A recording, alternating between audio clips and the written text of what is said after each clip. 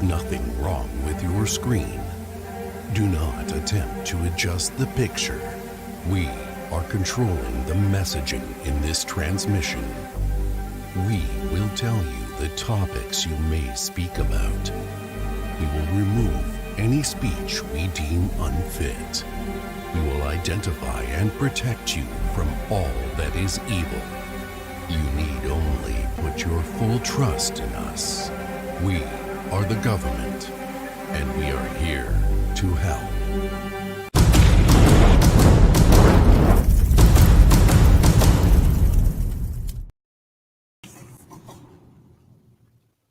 All right, so we're doing a lot better this time around. I just wanted to apologize for the last video footage.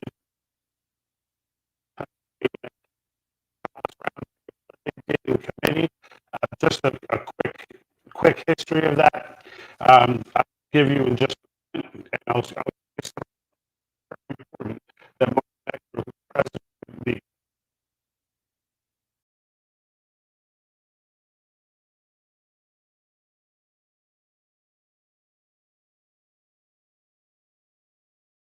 And I thought very enlightening. Over with you.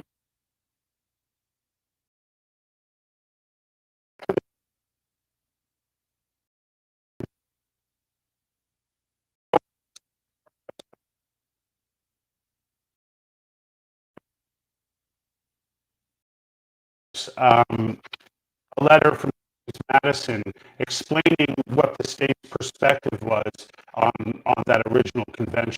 So when you hear them tell you that, oh, this was, they were supposed to just go and amend the Articles of Confederation, and then they came out with a whole new document, that's not really what happened. What actually happened was the states were all gathering and looking to do exactly what they did, and the Continental Congress, or the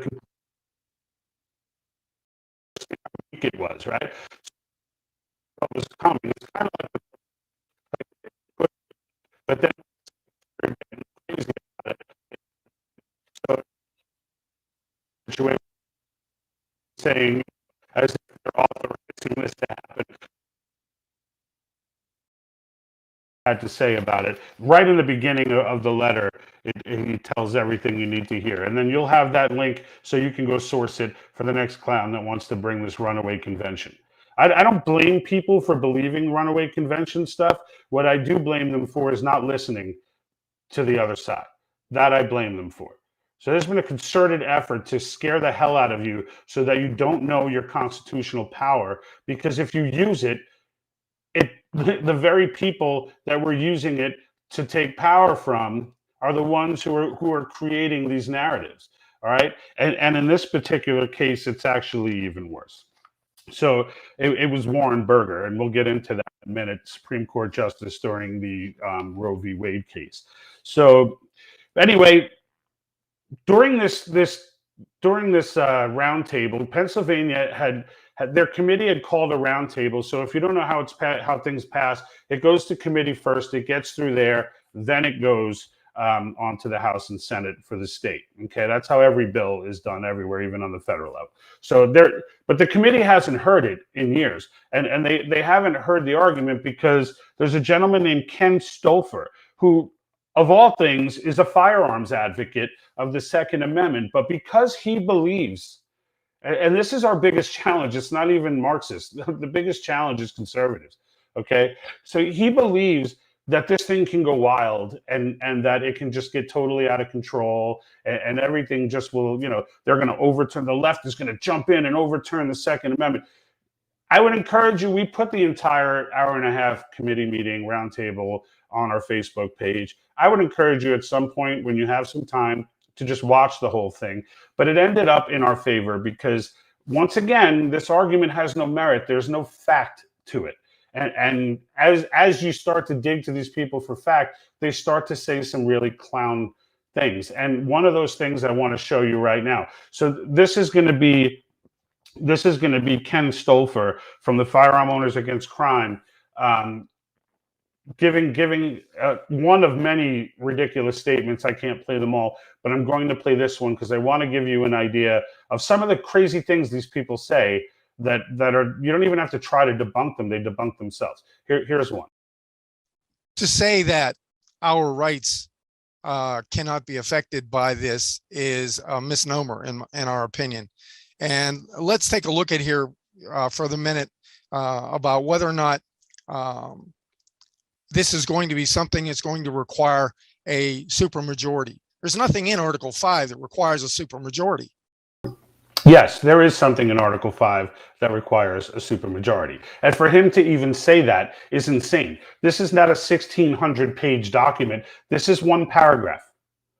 One paragraph in which it clearly states 3/4 of the states need to ratify any amendment proposed. So again, this guy has literally been holding up the process in Pennsylvania almost single-handedly for some 2 years, which is why they agreed to call this roundtable, because the committee wanted to hear the two of them go at it. And I can tell you that Mark Meckler beat this man over the head with a history book.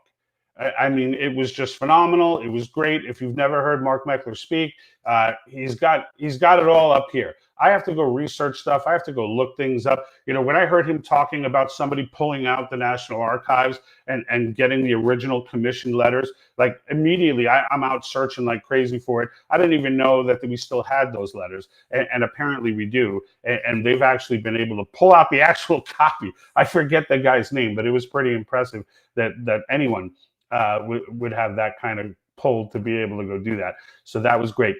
But I want to give you Meckler's breakdown of how the runaway convention argument even started, because it makes so little sense that, I mean, I knew in my heart of hearts that it was some Marxist somewhere, whether it be Supreme Court or otherwise, that started this argument, because it makes no sense. And none of their arguments make sense when facts are put to them. But this is great, though. Listen to this. So if you are someone who was believing in that argument, understand where it came from, okay? Because it's important. It's important to know the source of any argument, right? It's important to know how any argument starts. And this one's a classic. And don't let the court case itself, if you're on the left or you're like a classic liberal and you're seriously considering convention of states, don't get triggered by what court case this was. Keep it to the facts and understand what the motivation was behind what's going on with the runaway convention. Here's Mark Meckler. So I can tell you where it comes from. So the idea of a runaway convention, you don't find that in the American lexicon until the 1970s. 1973, we get Roe versus Wade. I would argue this single most evil decision ever issued by the United States Supreme Court has now resulted in the deaths of over 61 million innocent lives in the United States of America. States started doing what they should, and they immediately started making Article 5 applications to overturn Roe versus Wade. Along the way, Phyllis Schlafly, a great woman, a great constitutional scholar and fighter for life, had become friends with Chief Justice Warren Burger. Burger's name you might recognize. He was the Chief Justice who signed Roe versus Wade and gave us that very evil decision. He was a liberal activist jurist. Phyllis had become friends with him through her activities on the Bicentennial Commission for the Constitution. I don't begrudge their friendship. I do wonder why she was asking him for advice. She wrote him a letter, and the letter asked him what he thought of the idea of such a convention. And what do you think he wrote back? She was talking about attacking the seminal decision of his entire life's career. By the way, he'd never written anything on Article 5. There's no record of him ever speaking about Article 5. No law review articles. You can search the literature. There's nothing, not in any of his speeches, not in any decisions. He never had a case where he ruled on Article 5, but he wrote back very strongly to Mrs. Schlafly. And what he wrote back is, it's a terrible idea. We could have a runaway convention and we might lose our beloved Constitution. Language that you hear today being used by the opponents to this idea, that language crafted originally by Chief Justice Warren Burger. Okay, so now you know where it came from.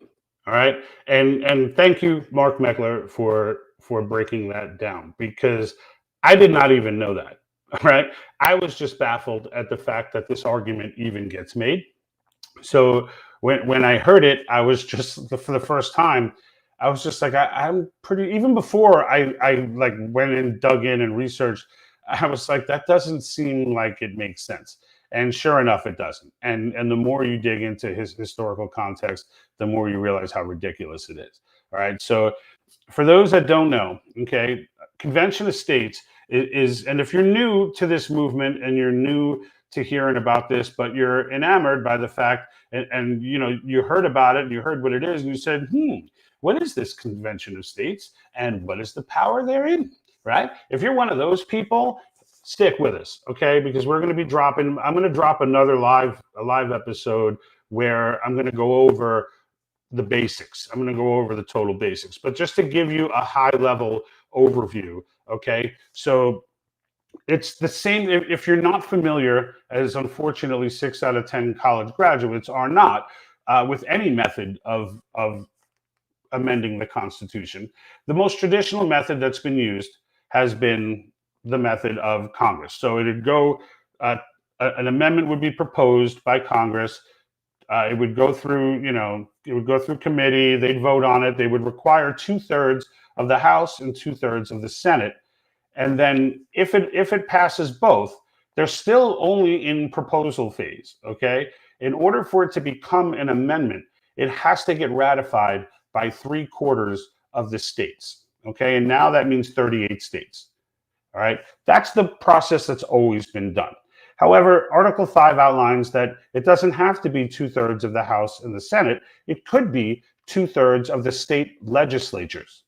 Okay. So again, all these state legislatures are doing is sending a delegate, or, so they send one delegate per state. And now that delegate, once 34 states, so 2/3 of the states, agree on not only that they want to amend the Constitution, but they have to agree on the language they want to use. And the reason why there have been attempts in the past that haven't made it is because this is a very difficult thing to do.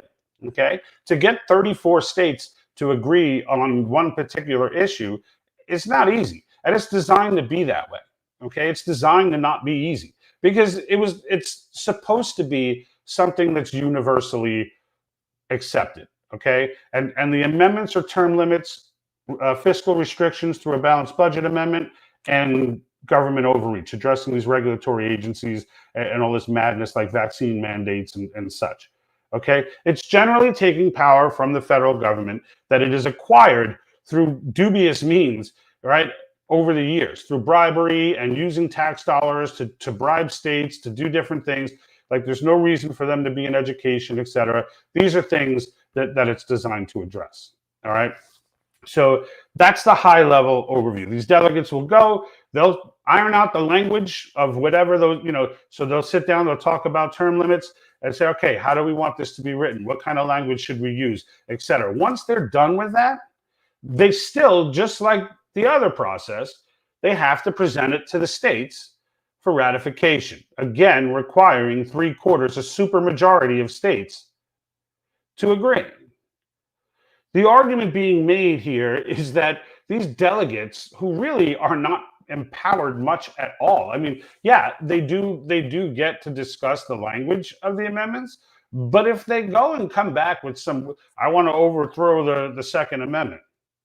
Really? You're going to get 34 states on board with that? I could name 34 off the top of my head that would be like, hell no. Like, it's just not going to happen. Okay.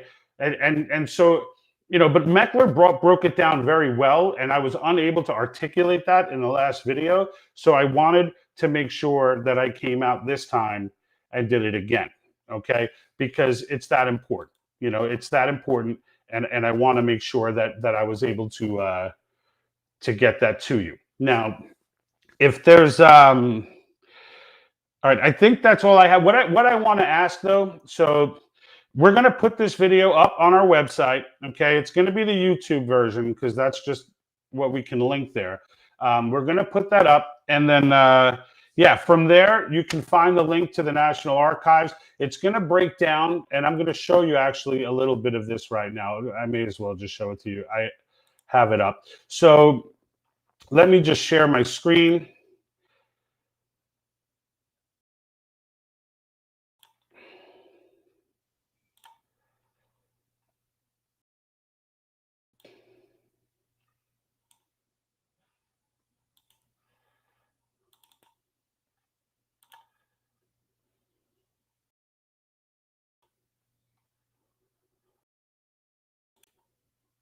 All right. So this is a bill providing for the delegates of the convention of 1787. So if you just get right through the first sentence, okay? And this is the link that I'm going to put up so that you guys can get it yourselves.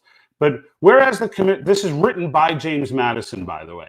So whereas the commissioners who assembled at Annapolis on the 14th day of September last for the purpose of devising and reporting the means of enabling Congress to provide effectually for the commercial interests of the United States, have represented the necessity of extending the revision of the federal system to all its defects.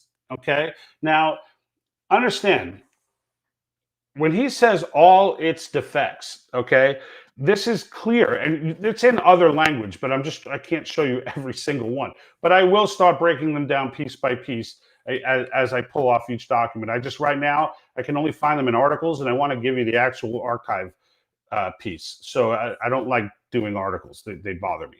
But I know that it's there, but I don't like doing articles. I like doing archives. So, but anyway, the point is, all of its defects means they all understood, which there's tons of language that demonstrates that they did, understood that this was a hot mess, that the Articles of Confederation were a hot mess. They did not walk into that convention with the idea that, oh, well, we're assigned to just amend this. The states were not feeling that way. The Congress was, but the states weren't. Okay. And the states in that day and in this day are what matters. Okay. In the end, the states are what are close to the people. All right. And they didn't even understand, they didn't even allow governors in this process. All right. It's state legislatures. And the reason they chose state legislators is because they are the politicians who are absolutely closest to the people. You can go and visit your state senator. Okay. You can go and visit these people. They're accessible. All right. In a lot of states, you can call them and they answer the phone, or the secretary will put you through to them. I mean, there are states, the smaller states, that are that way. So, in the end, these are the most accessible, and this is why they're the ones that hold all the power. So, but really, who holds all the power is you. And you are the one that should not be allowed to listen to these people and let them think that your power is too dangerous and that, oh, you can't be trusted with that power. Oh, this is for the big boys, not for you. No. This is for us. This is for us. And it was put in this way for one reason, and I'm going to leave you on this note. It was put in this way for one reason, okay? And I'm hoping somebody could throw in the comments what that reason is, whether it be on Facebook or YouTube. But the fact of the matter is, it was put in for one reason, and that one reason is to take power from the federal government when it gets too crazy. When, not if. They knew that this would happen. They knew that eventually it would get to this phase. And when that happens, historically, it always ends in revolution. The idea and the reason for writing this was to avoid that. I don't know if they knew that bullets would be $1 a piece at this point, okay? But I definitely know that they knew they wanted to avoid revolution. And in the end, this is how you avoid revolution. You give the people a means to put the federal government in check. You know what? All this talk about empires falling and all that nonsense, none of them had this ability. This is a game changer, and everyone needs to know it, and that's why we're dedicated to it.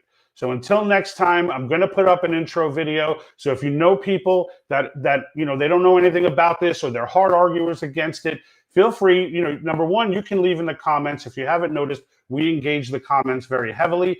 You can email us directly through our website, and certainly go to our YouTube channel and subscribe. Thank you to everyone who got us past the 600 mark. We are still trying to get to that 1,000 mark. So let's just keep that momentum going. Let's all get together, and I'm out. And like that, he's gone.